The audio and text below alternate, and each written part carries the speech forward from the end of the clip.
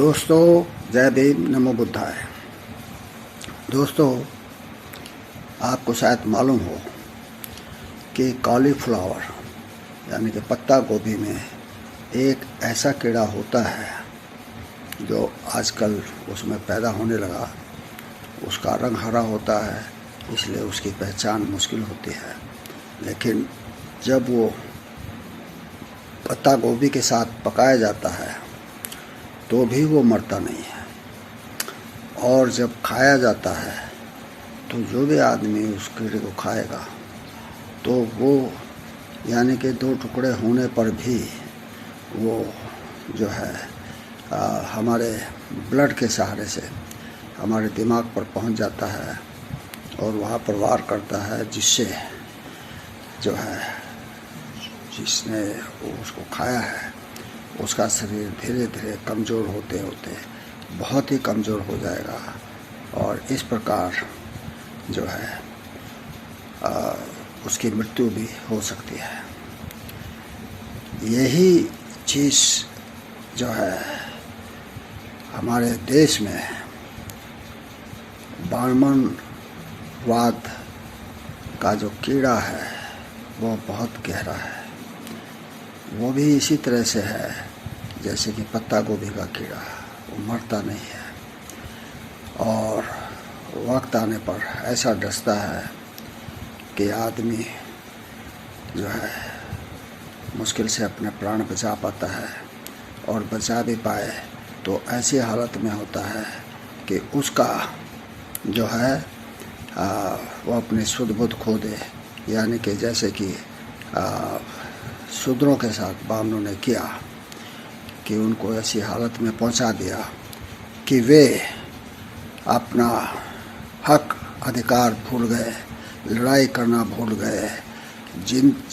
जीवित रहने के लिए वो सिर्फ नाम मात्र के जीवित थे, वरना तो उनकी दुर्दशा जो थी वो जानवरों से भी बदतर थी, ये आपको पता है। तो मैं आपसे सिर्फ ये कहना चाहता हूँ कि हमारे देश में जो ब्राह्मणवादी कीड़ा है ये खतरनाक है, इससे सावधान रहने की ज़रूरत है। और इसे ये मत समझें कि इसको मारना आसान है, क्योंकि जैसे वो कीड़ा नहीं मरता वैसे ये भी नहीं मरता। लेकिन ये ध्यान रखना चाहिए कि सावधानी बहुत ज़रूरी है। इस देश में ब्राह्मणवादी व्यवस्था जो है पिछले 1 वर्षों से है, और इन्होंने ना केवल शूद्रों के साथ जो है अत्याचार किए, बल्कि इन्होंने हर वर्ग, हर जो है जाति के प्रति उन्होंने ऐसा ही किया है। इन्होंने क्षत्रियों को भी नहीं छोड़ा।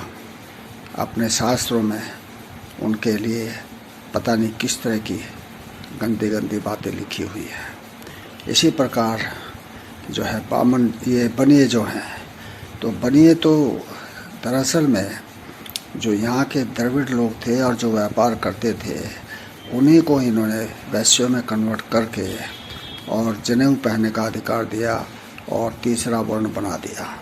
तो ये लोग इंडेप्टेड हैं, यानी कि ऋणी हैं ब्राह्मणवाद के। और इसीलिए जो वैश्यों का 90 साल का बूढ़ा भी 10 साल के ब्राह्मण के पैर छूता है और उन्हें खूब बढ़ चढ़ करके दान वगैरह करता है, मंदिरों में दान देता है। दोस्तों, यहाँ पर आने वाले हर क्या कहते हैं आक्रामक ने जो यहाँ शासक बना, उन्होंने इनको नहीं छेड़ा, इनको अपने तरह से चलने दिया। नतीजा ये हुआ कि ये लोग समाज में सर्वोपरि बने रहे और बाकी जो 3 जो वर्ण हैं वो इनके गुलाम ही रहे। मतलब इनकी मर्ज़ी के बिना वो नहीं चल सकते थे। लेकिन अब से 200 साल पहले अंग्रेज़ यहाँ पर आए। अंग्रेज़ों ने इस देश का बहुत सुधार किया, इस देश को एक सूत्र में बांधा यहाँ पर जो भी आधुनिक सुविधाएं हैं उसको देने में उन्होंने भेदभाव नहीं किया, लेकिन उनसे एक गलती हो गई, वो ये कि उन्होंने बामनों को भड़का दिया। उनको उनकी अस्मिता पर, उनको ऐसा लगा कि हमारी अस्मिता पर अंग्रेज़ों ने चोट की है, इसलिए उनसे लड़ने के लिए उन्होंने एक जन आंदोलन चलाया जो है स्वतंत्रता के नाम पर, और उसमें आम आदमी को, सभी और दूसरे वर्णों को, वर्गों को, जातियों को, लेकिन अपने आप वो एक दर्शक के रूप में रही, सिर्फ कुछ बयान देने के अलावा। जैसे गोपाल कृष्ण गोखले ने कहा कि स्वतंत्रता मेरा जन्मसिद्ध अधिकार है, इसके अलावा उन्होंने कुछ नहीं किया।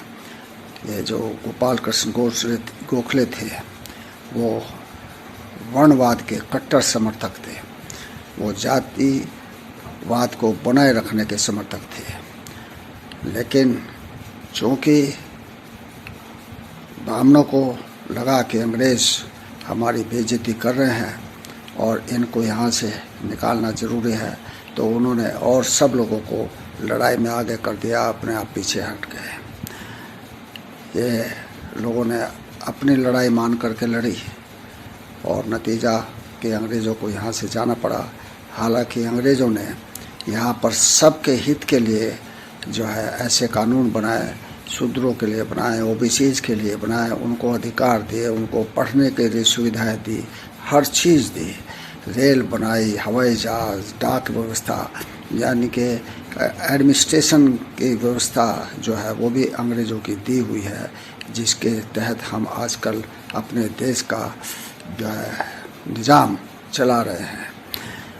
ये जो कुछ हमारे संविधान में है, बाबा साहब ने उस संविधान में ब्रिटेन का जो अलिखित संविधान है, अमेरिका का जो संविधान है और फ्रांस का जो संविधान है, उनको स्टडी करने के बाद उसमें से कुछ अच्छे पॉइंट ले करके उन्होंने अपने संविधान में रखे, जिसका भला आम जनता को होता है और वो फ़ायदा उठाती है।